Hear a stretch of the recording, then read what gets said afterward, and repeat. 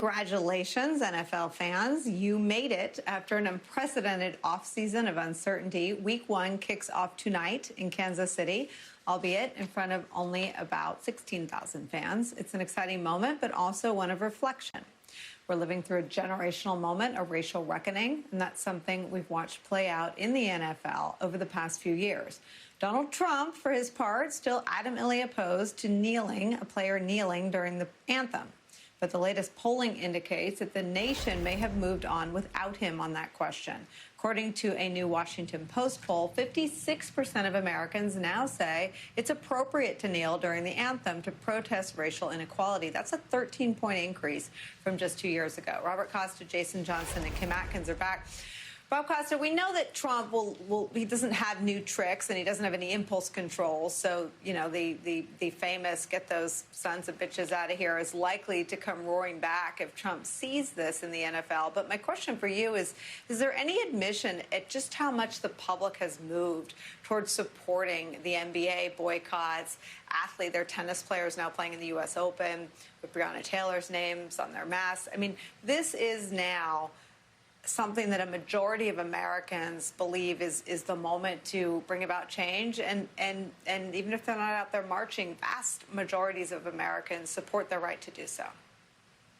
And that issue is now at the center of this presidential campaign. For example, I recently did a story earlier this week on Wisconsin, Nicole, and the Marquette poll is kind of the gold standard in Wisconsin. And you saw in Wisconsin, this industrial Midwest, upper Midwestern state, a lot of support for the protests when they began months ago. But then President Trump began his appeals on white grievance to voters in the suburbs, white voters in the suburbs. And you saw those numbers in the Marquette poll begin to fall a little bit. But there's a lot of support out there in this country for protests that are about this racial reckoning and recognizing the pain and the violence that Black Americans face, often at the hands of police officers and other individuals. And that's now the tension, the issue in the suburban areas. You know, Jason Johnson, when you talk about how the country has moved, you have to also recognize that one of the sort of political hurdles anyone on the side of Trump's reelection has to deal with is that he can't move. He doesn't learn new tricks. He doesn't sort of move with the currents. How do you think this plays out? Again, the season is starting. It's just another variable with just 56, 57 days left to go. What do you see coming? Well, Nicole, so Trump's whole plan, remember, one of the reasons, and we have to remember, a lot of NFL owners are just kind of mini Trumps anyway, as far as their politics goes. I won't mention certain teams, but many of those owners were like, yeah, we're going to get back the NFL, and then we're going to say America's fine. Well, that's not going to work, right? Because you have no audiences there. You're going to have messages about racial equality. But I think what it shows is not only did Trump miss the message, but Roger Goodell's quote about Colin Kaepernick sort of encapsulates this. He's like, maybe we should have listened to Colin Kaepernick. I think what a lot of Americans, especially white Americans, where it's 52% in this poll now say kneeling is okay. Gee, had you listened to kneeling 3 years ago, maybe we wouldn't be here. Like, everybody thought that kneeling was such an extreme way to respond, and then you had to see somebody die at the hands of a police officer to say, well, gosh, kneeling is a lot nicer than buildings getting burned down.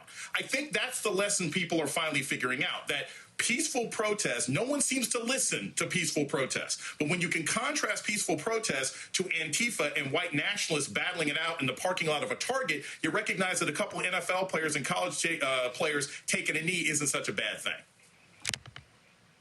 Well, and Kim Atkins, to borrow Bob Costa's analysis from the conversation about the economy, here again, Joe Biden and Kamala Harris have been quite nuanced. I mean, their message is, I'm going to have a place at the table for people who might feel they don't have one, and that might be I mean, listen, I don't think that they're always speaking to the looters and people that would do violence, but Joe Biden and Kamala Harris have sought to bring people to the table who Donald Trump obviously hasn't really set a table and invited them in.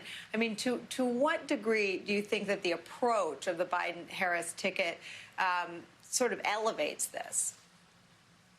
I mean, I think it's part of it is baked in, right, because of the president's rhetoric. I was struck today by a Pew poll that showed that while about 20% more of folks who voted for Hillary Clinton who now support Joe Biden believe that Black people have it harder. Some 74% of people who say they'll vote for Biden think that Black people have it harder in America, whereas only 57% did in 2016. That shows you growth. That shows you how minds have been changed by the Black Lives Matter movement, by these protests, and how more Americans are realizing the extent to which racism, systemic racism, exists in the country. But for those who voted for Trump in 2016, 11% thought that Black people have it harder. And now, for those who say they will vote, 9% do. It's going in the opposite direction. We saw Donald Trump himself tell Bob Woodward that while he does believe that racism exists, that it's really not his problem. It's not his concern as a privileged white man. And that message is clear in everything that he says. So on this issue, all Joe Biden and Kamala Harris have to do is say, yes, systemic racism exists, and it is our duty to address it, and this is how. And they've already cleared that hurdle. This is one place that it's so far divided, and it's what the president wants. The president believes that his base is uninterested in systemic racism. He believes that his base is vested in white grievance, and that's how he's going to campaign. So I am certain that once these games start and the protests begin, we will hear from the president giving the same rhetoric that he did when he condemned Colin Kaepernick 4 years ago.